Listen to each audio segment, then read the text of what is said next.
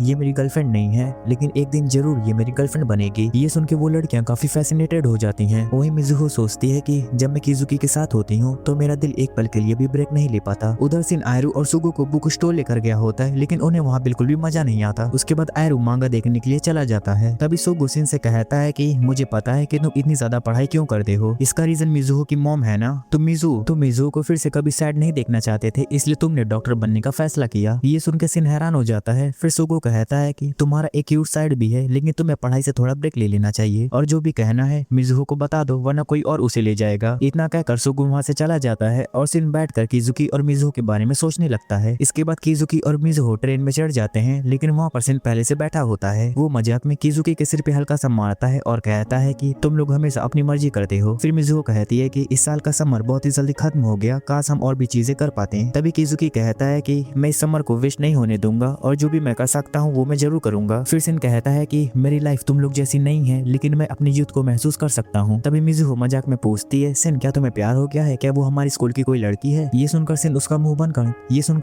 मुंह बंद कर देता है और कहता है चुप रहो। फिर मिज़ू कहती है, किजुकी क्या तुमने सुना? लेकिन तब तक किजुकी सो चुका होता है। फिर मिज़ू धीरे से कहती है कि काश हम हमेशा वैसे ही रह पाए जैसे हम बचपन में हुआ करते थे। फिर सिन कहता है कि ये तो इम्पॉसिबल है, मैं हेल्पलेस चाइल्ड बनकर नहीं रहना चाहता, मैं जल्दी से बड़ा होकर उन लोगों को बचाना चाहता हूँ जिससे मैं प्यार करता हूँ। ये सुन के मिज़ू मन ही मन में सोचती है, मुझे पता था हम हमेशा ऐसे नहीं रह सकते। इसके बाद हम देखते हैं कि वो सभी प्री स्कूल में बैनर्स और ड्राइंग्स बना रहे होते हैं। फिर किजुकी की टीचर वहाँ आती है और उन सभी को हेल्प करने के लिए थैंक्स बोलती है। वो कहती है कि अगर तुम लोग हेल्प नहीं करते तो मैं ये सब अकेले नहीं कर पाती। और उधर किजुकी भी अपने स्विमिंग क्लब में बिजी होता है। टीचर आगे कहती है कि मुझे पूरा यकीन है कि बच्चों को ये सब काफी पसंद आएगा। फिर वो मिज़ू से कहती है कि मिज़ू तुम्हारे डैड हमेशा कहते थे कि उनकी बेटी बहुत ही ज्यादा टैलेंटेड है और वो बिल्कुल सच कहते थे। ये सुन के मिज़ू थोड़ा सा शर्माने लगती है। तभी सुगु पूछता है, आंटी आप और मिज़ू के डैड बचपन से फ्रेंड है ना? इस पर वो तुरंत कहती है कि अरे मुझे आंटी मत कहो, मुझे इजुमी सान बुलाओ। ये सुन के सुगु मन ही मन में सोचता है कि ये बिल्कुल दिखने में किजुकी की तरह है लेकिन काफी स्कैरी भी है। फिर इजुमी सान कहती है कि मिज़ू तुम्हारे डैड बिल्कुल भी चेंज नहीं हुए और वो अभी भी काफी कूल है। और ये सुन के मिज़ू काफी हैरान हो जाती है और इसके बाद सब लोग बाहर आ जाते हैं। तभी आयरू कहता है कि फायरवर्क डिस्प्ले और किजुकी की स्विमिंग कंपटीशन दोनों एक ही दिन है लेकिन स्विमिंग फायरवर्क के टाइम पर खत्म होगी। फिर वो मिज़ू से पूछता है, क्या तुम साइतो सेंपाई से बात करने वाली हो? तुम्हारा सपना था ना कि तुम उसके साथ फायरवर्क फेस्टिवल देखो। ये सुनकर मिज़ू मना कर देती है और मन ही मन में सोचती है कि आखिर मैं फायरवर्क फेस्टिवल किसके साथ देखना चाहती हूँ। इसके बाद सीन पूल की तरफ शिफ्ट हो जाता है जहाँ पर किजुकी का मैच स्टार्ट हो जाता है और सभी लोग साइतो और किजुकी को चीयर कर रहे होते हैं। और कुछ टाइम बाद मिज़ू भी किजुकी को चीयर करने लगती है और इस मैच में किजुकी और साइतो दोनों अपना न्यू पर्सनल रिकॉर्ड बना लेते हैं। मैच खत्म होने के बाद मिज़ू किजुकी और बाकी अपने दोस्तों को गिफ्ट देती है। तभी थर्ड राउंड का अनाउंसमेंट हो जाता है। मिज़ू किजुकी को आखिरी 2 राउंड के लिए गुड लक विश करती है। तभी किजुकी उसके करीब आकर कहता है कि मिज़ू जब मैं स्विमिंग कर रहा था तब मैंने तुम्हारी आवाज सुनी थी और मैं अब काफी ज्यादा कॉन्फिडेंट हूँ और शायद मैं फाइनल तक पहुंच जाऊं। और ये सुन के मिज़ू अपनी जगह पर फ्रीज हो जाती है। इसके बाद हम देखते हैं कि साइतो पूल के पास बैठा होता है और तभी वहाँ पर किजुकी भी आ जाता है। साइतो कहता है, अगर इस साल कंपटीशन कैंसिल नहीं हुई होती तो हम लोग जरूर टॉप पर आते हैं। किजुकी भी उसकी बात से एग्री करता है। फिर साइतो कहता है कि मैं चाहता था कि मिज़ू मुझे चीयर करे। फिर किजुकी कहता है कि साइतो क्या इस मैच के बाद हम दोनों 1v1 करें? और इस बात से साइतो तुरंत मान जाता है। उधर सीन स्कूल काउंसिल का हेड होने के कारण फायरवर्क फेस्टिवल की प्रिपरेशन में हेल्प कर रहा होता है। तभी किजुकी के टीचर को बैक पेन होने लगता है और सिन तुरंत उसके बैक पर पेन किलर स्प्रे लगा देता है। ये देखकर मिजुहो के डैड उसे पूछते हैं, तुम काफी एक्टिव और स्मार्ट हो, फ्यूचर में क्या बनना चाहते हो? सिन जवाब देता है कि मैं मेडिसिन पढ़ना चाहता हूँ और फ्यूचर में डॉक्टर बनना चाहता हूँ। ये सुन के मिजुहो के डैड कहते हैं कि डॉक्टर बनना काफी इंप्रेसिव है। फिर वो स्माइल के साथ आगे कहते हैं कि अगर मिजुहो की शादी तुम जैसे किसी के साथ हो जाए तो मुझे काफी आराम मिलेगा। ये सुनकर सिन कहता है कि अगर मैं फ्यूचर में डॉक्टर बन गया तो क्या मैं मिजुहो को प्रपोज कर सकता हूँ? और ये सुन के मिजुहो के डैड पूरी तरह शॉक्ड हो जाते हैं। उधर सभी स्टूडेंट्स फायरवर्क्स देखने के लिए काफी ज्यादा एक्साइटेड होते हैं, लेकिन अभी तक किजुकी और साइतो वहाँ नहीं आए होते। तभी मिजुहो मन ही मन में सोचती है कि किजुकी क्या तुम फायरवर्क देखने नहीं आओगे? उधर पूल में किजुकी और साइतो का मैच स्टार्ट हो जाता है। इसी समय बच्चे फायरवर्क काउंटडाउन शुरू कर देते हैं। तभी सिन मिजुहो से कहता है कि तुम्हारे डैड ने इस फेस्टिवल के लिए बहुत ही ज्यादा मेहनत की है। मिजुहो हैरान होकर कहती है कि क्या इस फेस्टिवल को मेरे डैड ने किया है? और तभी फायरवर्क शुरू हो जाता है और पूरा आसमान रोशनी से भर जाता है और सभी लोग देखकर बहुत ही खुश हो जाते हैं। उधर किजुकी और साइतो अभी भी अपना मैच कंटिन्यू कर रहे होते हैं। तभी मिजुहो अपने डैड को थैंक्स बोलती है और उसके डैड कहते हैं कि लाइफ में कभी हार मत मानना। ये सुन के मिजुहो मन में सोचती है, किजुकी क्या तुम अभी ये फायरवर्क देख रहे हो? तभी आयरू उसके पास आता है और कहता है, साइतो सेंपाई और किजुकी अभी भी पूल में है, क्या तुम सच में यहीं रहना चाहती हो? लेकिन मिजुहो कुछ नहीं बोल पाती और सिन चुपचाप मिजुहो को देख रहा होता है। फिर स्टोरी वापस प्रेजेंट में शिफ्ट हो जाती है, जहाँ हम देखते हैं कि सिन अब डॉक्टर बन चुका है। वो एक बकेट लेकर मिजुहो के पास आता है और वो कहता है कि मैं तुम्हारा इंतजार कर रहा था। फिर वो अपनी कार से उतर के कहता है कि वो थोड़ा लेट हो गया, लेकिन हैप्पी बर्थडे मिजुहो। इसके बाद वो प्यार से मिजुहो के सिर पे हाथ फेरते हुए कहता है कि